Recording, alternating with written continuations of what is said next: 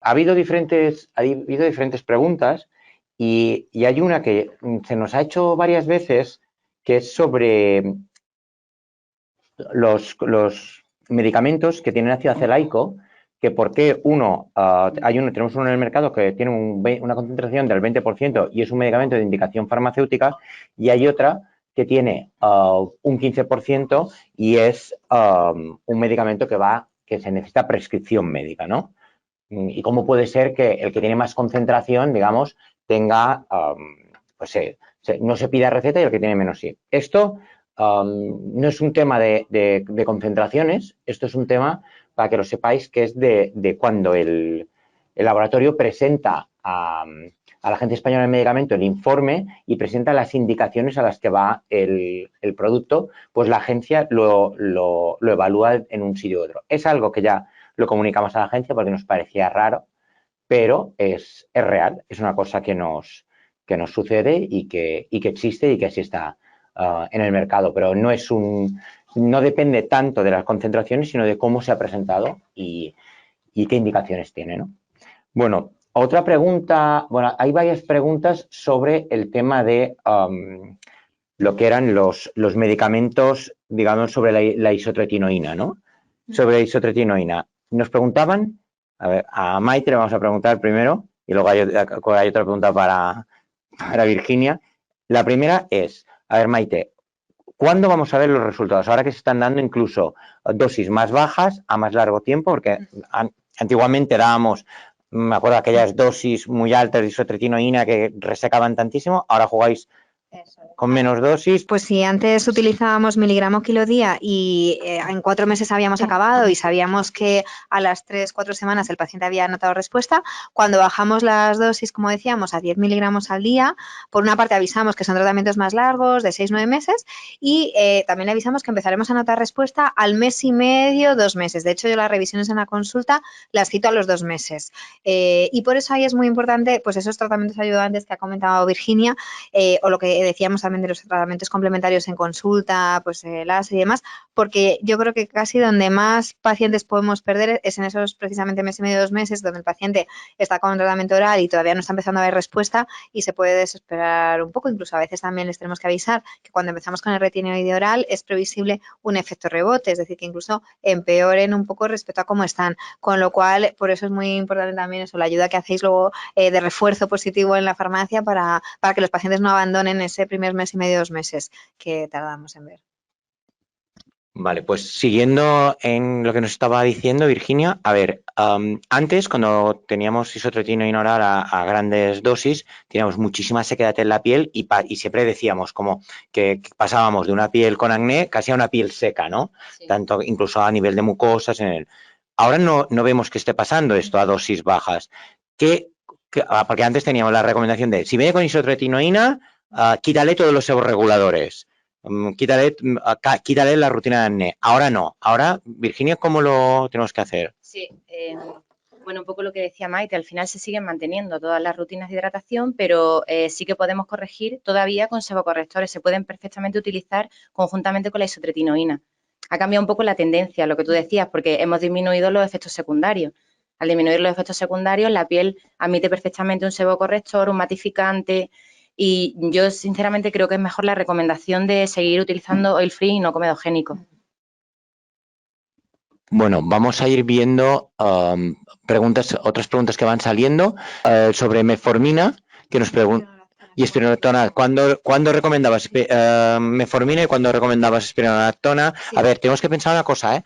Estos son medicamentos que le llaman off-label, o sea, sí, fuera de indicación farmacéutica, y esto es importante que los conozcamos y además estamos trabajando con la Academia de Dermatología, con el doctor Leandro Martínez, con la doctora Cristina Guren, junto con Gemma Herrerías y conmigo, estamos trabajando para hacer una guía de medicamentos fuera de indicación médica, bueno, de indicación farmacéutica, digamos, porque lo que nos estamos encontrando es que a veces ahora ya es más conocido, pero imagínate que me mandas una espironolactona a mí a la farmacia, yo tengo ese desconocimiento, soy capaz de devolver al paciente Y por lo tanto es muy importante saber también conocer, porque cada vez los dermatólogos estáis usando más, ¿no? Off-label, sí, totalmente.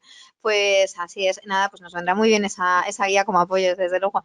Nada, el esquema de tratamiento, si os acordáis, cuando hemos puesto lo de los esquemas de primera línea y segunda línea, ya hablábamos fundamentalmente, o sea, en el día a día, lo primero que mandamos, como hemos visto, según el grado, pues el retinoide tópico, combinado no con el peróxido, y si es un acné más inflamatorio, nos vamos a antibiótico oral, combinado siempre para evitar las resistencias con el retinoide tópico, pero en el acné de la mujer adulta hacíamos un apartado diferente, porque es verdad que es un acné que se comporta diferente al acné vulgar. Y ahí es donde, pues, a lo mejor de entrada, o la paciente bien, por ejemplo, no le apetece tomar anticonceptivos, aunque es cierto que muchas veces, pues en un acné hormonal, cuando planteamos la espironolactona, ahí, es decir, cuando planteamos la espironolactona, pues en un acné hormonal que no queramos manejar solo con anticonceptivos.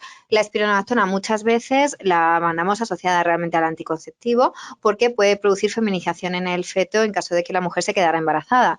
Entonces, pues sería la indicación eso, aquellos acnés hormonales que a lo mejor han empezado su anticonceptivo y aún así no han mejorado o están con retinoide tópico y no han mejorado, pues entonces probamos asociar esa espironolactona a dosis bajas.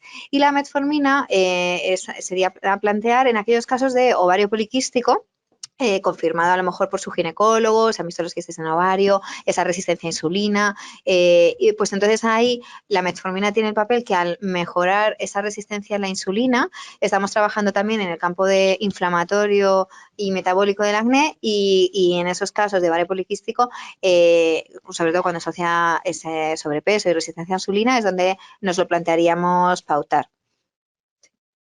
Vale. Hay una pregunta que nos preguntaban que cómo se hace la búsqueda de los medicamentos que se producen acné. Este tipo de búsquedas, al igual que los medicamentos fotosensibilizantes, todo esto se pueden buscar a través de Bot Plus. Si tenéis dudas de cómo funciona Bot Plus, pues estoy seguro que en la web de farmacéuticos o incluso en YouTube hay algunos webinares que explican el funcionamiento de Bot Plus, pues me imagino que por Antonio Blanes o por Iván Espadas o por Dani Fernández, que son las personas que más trabajan o que están trabajando con Bot Plus y que suelen dar ese tipo de explicaciones, ¿no? Así que si tenéis algún tipo de duda, miradlo y si no lo encontráis, pues os llamáis al consejo o escribís algún email al consejo y os explicarán cómo funciona esto. Otra pregunta que era, a ver, que existen algunos productos sanitarios que están en nuestra mano, recomendar en la oficina de farmacia que combinan alfa-hidroxiácidos, retinoína, antibióticos a dosis bajas. Todo esto es para ti, es para ver, antes de derivar al dermatólogo, pues cuáles recomendamos, hasta qué punto podemos ir recomendando, cuánto tiempo. Vale, según hemos visto en el protocolo, o sea, lo ideal es siempre solo actuar en los acnés, como hemos visto, prepuberales o en el acné grado 1, que es donde no hay lesiones inflamatorias. Entonces, ahí sí que podemos combinar y tenemos además medicamentos de indicación farmacéutica, tanto el ácido acelaico como el peróxido de benzoilo, ¿vale? Que era lo que comentábamos. ¿Cómo los manejamos? Porque también veo alguna pregunta que pone que sí pueden ser demasiado irritantes y tal. Siempre intentamos empezar con las dosis más bajas. Tanto en el caso del acelaico hay muchos cosméticos que contienen dosis bajitas, hasta llegar al 20% incluso, al 20% que tenemos un cosmético que lo incluye. Pero siempre recomiendo pues empezar a dosis baja.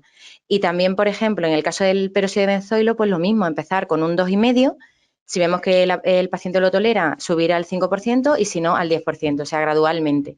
Y los criterios de derivación, uno de ellos es, por ejemplo, cuando nosotros hacemos un control del paciente al cabo de las 2 o 3 semanas y vemos que el paciente no ha mejorado. Pues en ese caso sí que derivaríamos directamente al dermatólogo, ¿vale? Porque no ha evolucionado, incluso puede que haya empeorado en el tiempo. Vale, vamos a ver. Una pregunta también.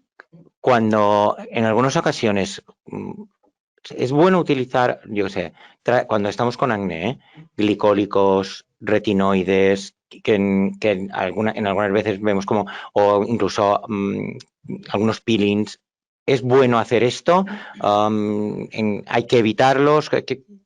Sí, o sea, realmente en el acné comedoniano es recomendable, eso sin duda. En el acné inflamatorio también siempre, pero en el acné inflamatorio la diferencia es que, como veíamos en el esquema, siempre lo vamos a asociar con algo antiinflamatorio. Es decir, un antiinflamatorio no vamos a hacer un retinoide puro solo, sino combinado o con antibiótico oral o con lo que decíamos, combinaciones de retinoico con peróxido o con antibiótico para intentar, digamos, combatir también esa inflamación. Al final, la lesión inflamatoria es la que te deja cicatriz, porque está afectando ya a dermis, y cuando hay afectación de dermis nos va a dejar cicatriz. Entonces, siempre en las lesiones inflamatorias lo que nos va a primar más es buscar el efecto antiinflamatorio cuanto antes. Por eso, si os acordáis, en las lesiones que eran ya más tipo nódulos y quistes, incluso pinchábamos el corticoide intralesional, o en los quistes incluso el corticoide oral.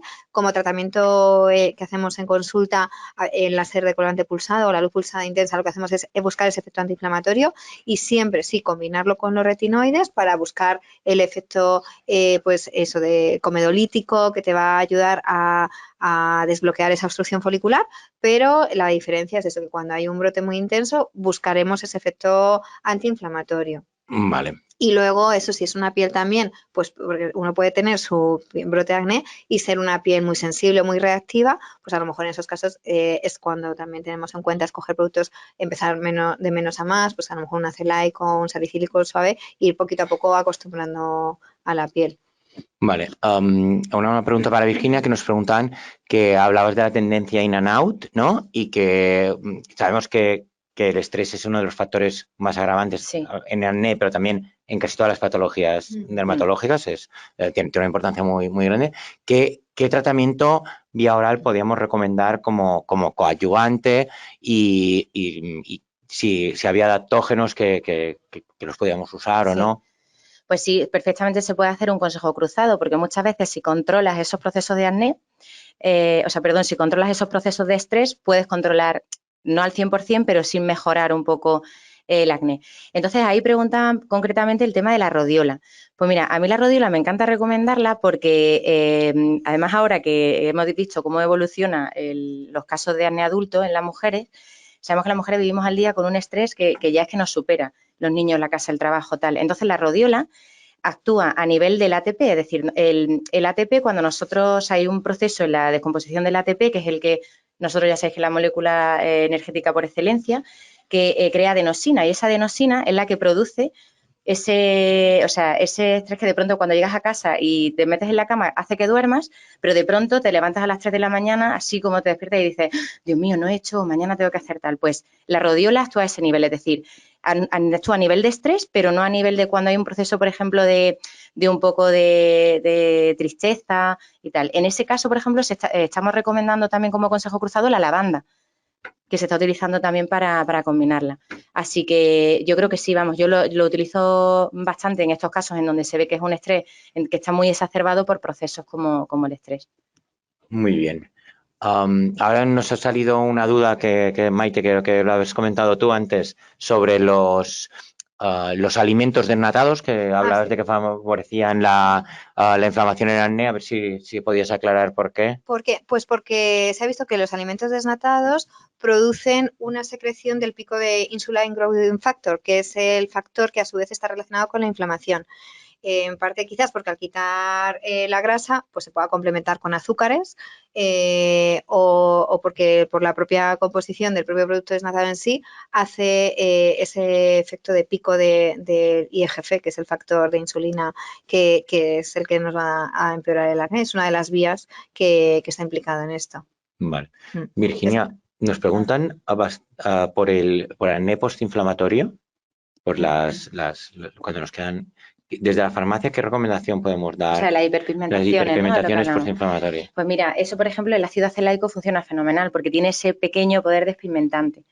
Si nosotros además unimos estos cosméticos de tratamiento que contengan ácido acelaico y hacemos, por ejemplo, tratamientos semanales, por ejemplo, con una exfoliación un poquito más intensa, también va a ayudar, primero, a que elimine esas células muertas que quedan en superficie, con lo cual el tratamiento que apliquemos después con ácido acelaico va a ser mucho más eficaz y muchísimo más efectivo. Y aparte, el paciente de primeras percibe como un aspecto de luminosidad y de uniformidad en el rostro que la verdad que ve un resultado relativamente rápido. En el caso, por ejemplo, de que no podamos utilizar, porque estamos ante un caso de una piel a lo mejor más reactiva y no podamos combinarlo con este tipo de tratamientos semanales, pues hemos dicho antes que podíamos utilizar exfoliantes enzimáticos a base de papaína, de bromoleína, que lo que hacen es que quitan esa microcapa, pero se puede utilizar diariamente, con lo cual estaría totalmente recomendado. Y la misma pregunta, pero ahora a nivel dermatológico. Cuando ya no funcionan, cuando derivamos al dermatólogo, ¿qué hay? ¿Qué tratamiento? ¿Hay algún tratamiento estético? ¿Hay algo que podáis hacer? Sí, ahí les planteamos o bien un peeling químico a base de salicílico precisamente por el efecto sobre la pigmentación, o bien ya nos vamos a láseres pues tipo de picosegundos o luz pulsada intensa para intentar ir eliminando poquito a poco esa pigmentación posinflamatoria. Muchas veces, si es una pigmentación posinflamatoria ya más intensa, incluso les podemos prescribir alguna fórmula despigmentante, ya a base de hidroquinona, ácido retinoico también, en los casos ya más severos, pero si no, con peeling o con láseres, como el efecto antipigmentación no es suficiente.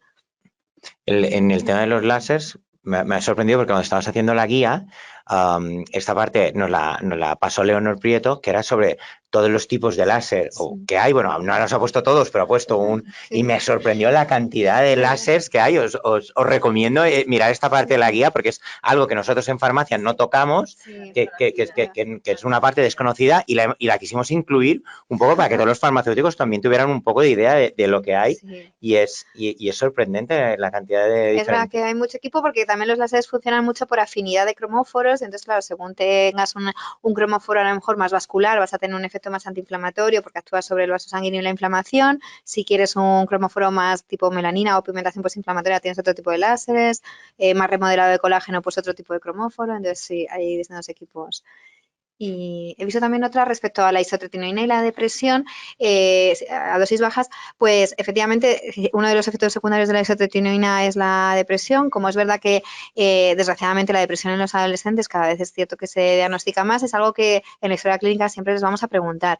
No sería contraindicación absoluta, de hecho yo tengo pacientes que sí que les he estado tratando con la isotretinoína a dosis bajas, a pesar de haber tenido o estar en tratamiento antidepresivo, pero en esos casos lo que sí que hacemos es un seguimiento con su psiquiatra más estrecho, pues y ante el mínimo signo de alarma, pues se suspendería la medicación. Es verdad que yo de los pacientes que he tratado, afortunadamente no he tenido que suspender en ningún caso, pero sí que es cierto que hay que tener en cuenta ese matiz.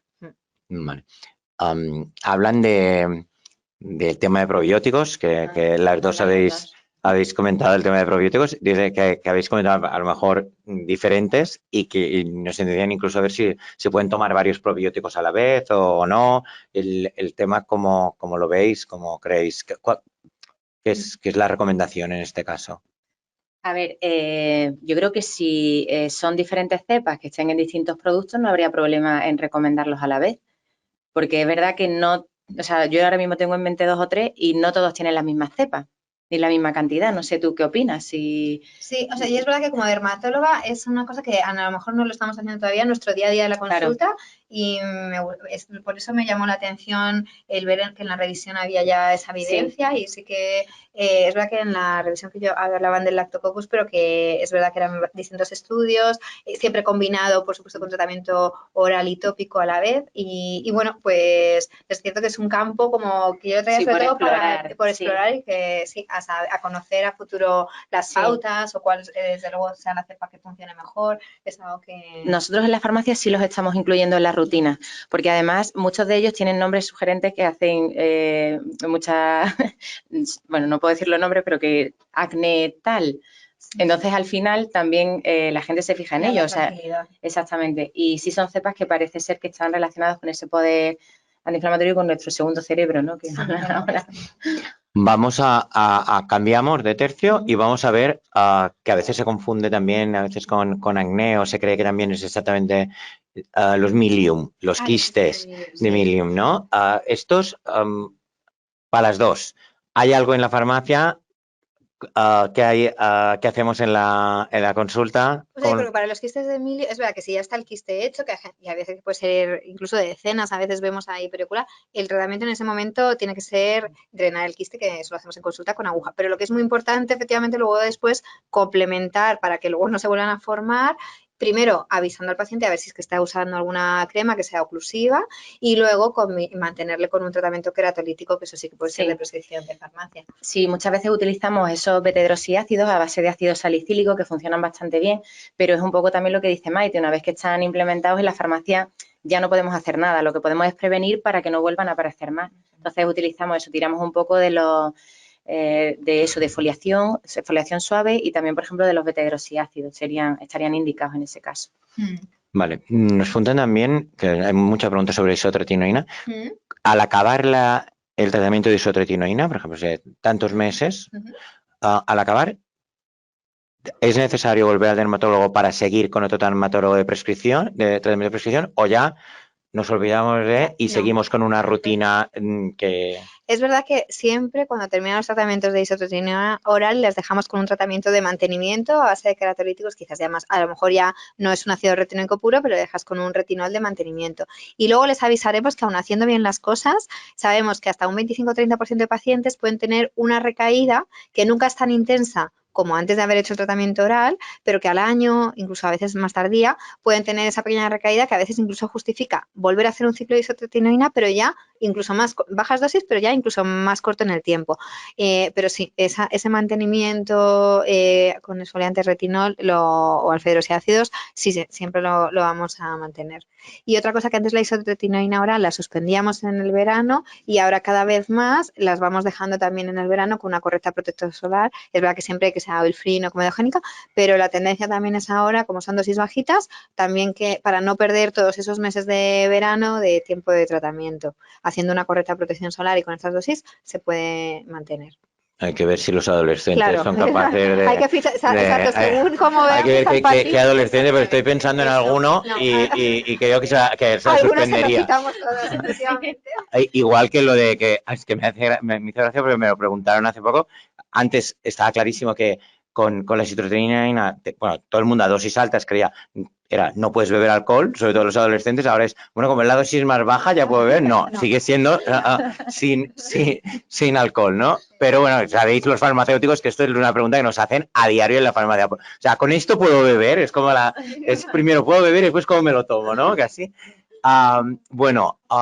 Lo de nos habla de todo, pues, para tratar las marcas de acné en espalda. Esto es ya cuando hemos tenido un acné grave, porque ya esto sí que cuando... Esto es importante, lo ha dicho Virginia, pero cabe recordar que tenemos que preguntar en la farmacia cuando viene alguien, aunque tenga pocos granos o lesiones en la cara, aunque sean pocas, tenemos que preguntar si tienen en más zonas del cuerpo. Súper importante, porque nos damos cuenta que en algunas ocasiones tienen en la espalda y cuando ya aparece en la espalda o en el tronco es de derivación directa. ¿Qué hacemos con estas? Si son lesiones activas, o sea, si es un acné extenso inflamatorio, el tratamiento activo es la isotretinoína oral, pero es verdad que si ya son las marcas, las cicatrices, que a veces son muy deprimidas, ahí ya lo que hacemos son los láseres fraccionados. El láser fraccionado lo que va a hacer es una estimulación de colágeno, no va a quitar la cicatriz, eso también hay que avisarlo. Siempre decimos, pues goma de borrar no tenemos, pero lo que vamos a hacer es ayudar a difuminar y es verdad que los pacientes quedan contentos porque cualquier mejora, hablamos de una mejoría sustancial, pues un 30-40%, sí que se va a percibir esa mejoría, pero ahí ya si es cicatriz es tema de láser. Nos preguntaban también... Está mejor lo de sí. Que le he dicho antes. Que es un mito, a ver si es un mito lo de la zona T y a ver si el producto se pone solo en la zona T o se pone en toda la cara. Pues mira, esto es un poco también a gusto del consumidor, porque es verdad que hubo como un poco de boom hace unos años e incluso el propio consumidor podía utilizar un producto a lo mejor más agresivo, entre comillas, ¿vale? O sea, mucho más astringente, más matificante en la zona T o incluso en el acné adulto, en la zona del mentón, y a lo mejor no necesitaba un producto tan fuerte en el resto del rostro. Lo que pasa es que, claro, esto depende un poco de la destreza cosmética del consumidor, porque muchas veces ya sabéis, o sea, hay confusiones, ahora se pone la que no es en el sitio. O sea, mucho cuidado con eso, o sea, explicárselo siempre muy bien Y luego que no está hecho para todos los consumidores, o sea, porque hay algunos que te dicen, o algunos pacientes que quieren el todo en uno, o sea, 3 productos y tal. No, yo cómo me voy a poner una mascarilla en una zona y otra en otra, pero sí, perfectamente se podría hacer y está totalmente recomendado. Vale, cuando hablamos de limpieza, recomendaciones en limpieza, en acné, que hay diversas opiniones, hay gente que es como doble limpieza, con aceites oleosos, con bálsamos, hay en algunas otras recomendaciones es que no se usen aceites, sobre todo cuando hay acné. ¿Qué hacemos en acné? ¿Doble limpieza? ¿No hacemos doble limpieza? ¿Qué es lo más...? Vale, era un poco lo que explicaba. A ver, está totalmente indicado en acné siempre que sea un aceite apto para utilizar en piel acnéica. Hay aceites de tipo seco que se pueden utilizar perfectamente, pero es verdad que el paciente, cuando tú le hablas de la palabra aceite, se le ponen los pelos como escarpias, o sea, no quiero utilizarlo ni loco. Pero ¿qué ocurre también? Que a su vez la mayoría de estos pacientes utilizan fotoprotectores porque se lo indicamos en la farmacia para el tema de las hiperpigmentaciones y por el tema de que no queden lesiones, y también se lo recomendamos en mucho el maquillaje corrector por el tema que hablábamos psicológico del impacto que les causa, y se ven mucho más cómodos y mucho mejor si tú le das ese maquillaje. Entonces, para retirar todos esos restos oleosos a lo mejor no es suficiente con un gel de base acuosa. Entonces necesitas hacer esa doble limpieza. He visto que también ponían que si primero se podía utilizar leche limpiadora y luego utilizar uno de base acuosa. Bueno, pues sería otra opción. También lo que se hace muchas veces es que combinan el aceite como primer paso, el aceite seco, y luego ponen, por ejemplo, les dan sensación de arrastre, lo que decíamos, esos jabones a base de agua. Entonces, en vez de retirar con un agua micelar o con un tónico astringente, se retira con agua. Entonces, por ahí a lo mejor lo llevas por el buen camino, pero si no es complicado. Pero vamos, está totalmente indicado. Bueno, vamos a ir, que ya son las 4:30, vamos a ir cerrando, pero una última pregunta, sobre todo nos preguntaban, hay varias preguntas sobre acné hormonal.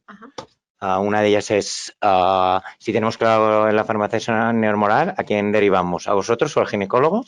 Es verdad que cuando hay una acné hormonal lo que sí que va a haber que hacer es un análisis hormonal. Es verdad que ese análisis sanguíneo lo podemos pautar tanto derma como ginecología, pero la ecografía de los ovarios es verdad que eso tiene que ser ginecología, porque sí que nos va a dar mucha información en el tema de si hay quistes o no a nivel ovárico. Entonces, yo cuando me vienen a mí y veo claramente una acné hormonal, siempre lo voy a derivar también al ginecólogo. Es decir, al final le vamos a acabar viendo los dos, porque el ginecólogo va a completar esa parte del estudio que a lo mejor nosotros como dermatólogos no vamos a poder ver, pero el tratamiento final lo vamos a poner nosotros, porque a lo mejor el ginecólogo tiene más la visión sobre el anticonceptivo, y no. Entonces al final pues la derivación es correcta a los dos porque le vamos a ver los dos. Vale, y una última pregunta. Casos que se une rosácea y acné, ¿no? Que es un tema que nos encontramos. ¿Cuál es la solución? La solución. Sí. A ver, ¿cuál es el tratamiento más? Sí. O sea, si es un acné, exacto, o sea, hay que ver eso, si es solo una rosácea o una rosácea que te mantiene acné o un acné con piel sensible. Es verdad que si es acné y rosácea, pues una buena elección son las tetraciclinas orales, te mejora ambas cosas y lo podemos combinar por aquello de evitar las resistencias, pues a lo mejor con un retinol muy suave. Las rosáceas, como son más sensibles y más reactivas, pues un peróxido o un ácido retinoico puro es verdad que no, así de entrada, lo vamos en general a intentar evitar.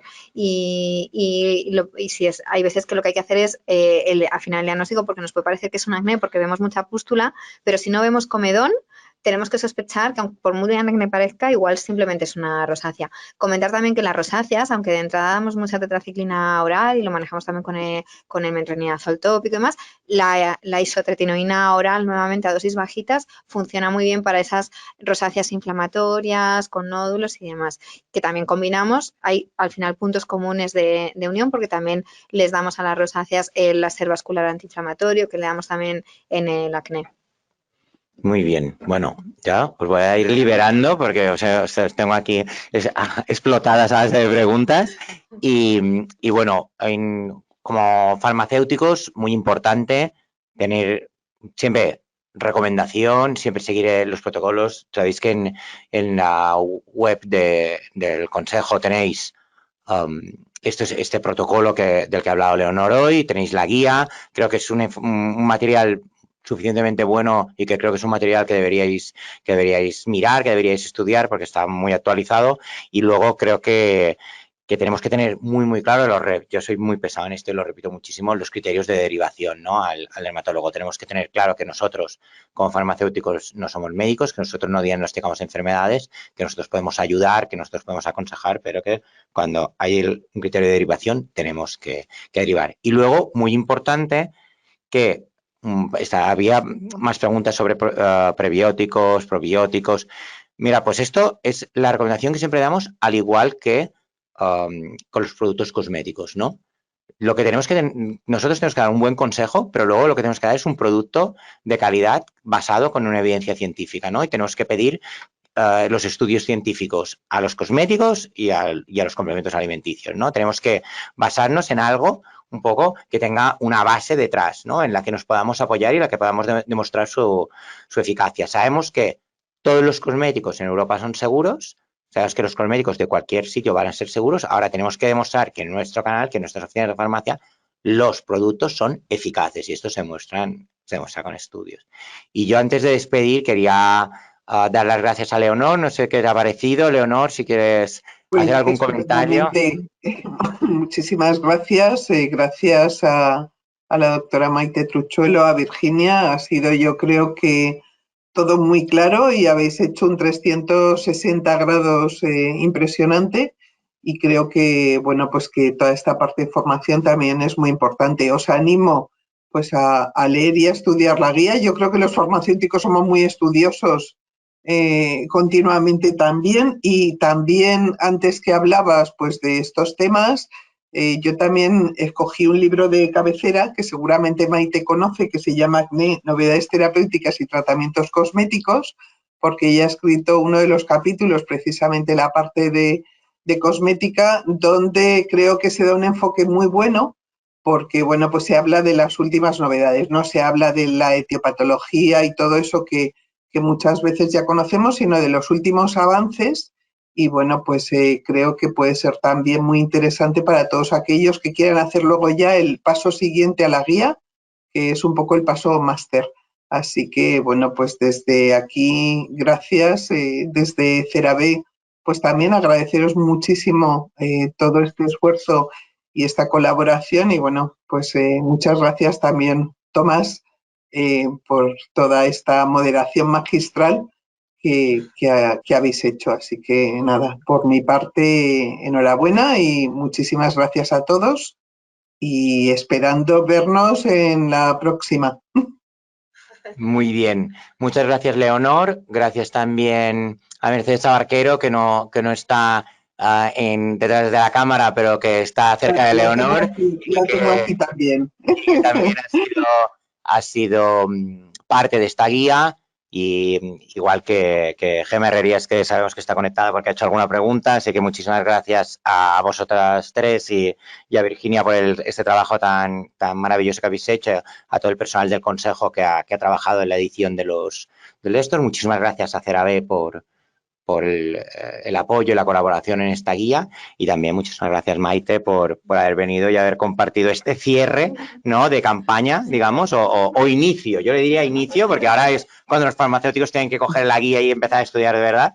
Y muchas gracias por este webinar y por respondernos a todas las dudas que nos van surgiendo. Muchísimas gracias a todos. Y yo creo, Tomás, que algo que creo que es muy importante y que llevamos muchísimo tiempo es tener todo este manejo multidisciplinar y trabajar todos en conjunto desde todas las partes sanitarias donde estamos, tanto de las instituciones oficiales como, bueno, pues el Consejo de Colegios de Farmacéuticos, la Academia de Dermatología, por parte de dermatólogos, de farmacéuticos y, lógicamente, por parte de la industria. Yo creo que cuando hacemos todo este círculo es cuando realmente estamos trabajando por y para lo que más nos interesa, que son nuestros pacientes. Y bueno, pues al final, como decimos siempre, cuidamos la piel, pero también la calidad de vida de las personas, y yo creo que esto es algo muy importante. Así que enhorabuena por conseguir, bueno, pues toda esta alianza de la cual pues sois muy partícipes, especialmente pues todas las vocalías también desde todos los puntos. Así que muchísimas gracias. Muchas gracias, Leonor. Y ya antes de cerrar, solo recordaros que vais a recibir, creo que es a partir de mañana, si no es mañana, será el lunes, una convocatoria de otro webinar que vamos a hacer desde el Consejo, desde la Vocalía Nacional de Dermofarmacia, y que esta va a ser que ¿qué hago cuando hay una reacción adversa a un cosmético, ¿no? Y para este webinar nos va a acompañar Cristina Arizmendi, que es la jefa del Departamento de Cosmetovigilancia de la AEMS, ni más ni menos, y creo que va a ser un webinar muy interesante porque que venga alguien de la AEMS aquí a farmacéuticos a darnos una charla es importante, demostrar la cercanía que tienen hacia nosotros y lo interesados que están en que conozcamos este tema y en el que también participaremos poniendo ejemplos prácticos y creo que va a ser un webinar también muy interesante, o sea, el próximo día 6 de marzo. Así que os emplazo a vernos el próximo 6 de marzo, dando las gracias otra vez a Virginia y a Maite y despidiéndonos. Hasta luego. Muchísimas gracias. Gracias. Buena tarde.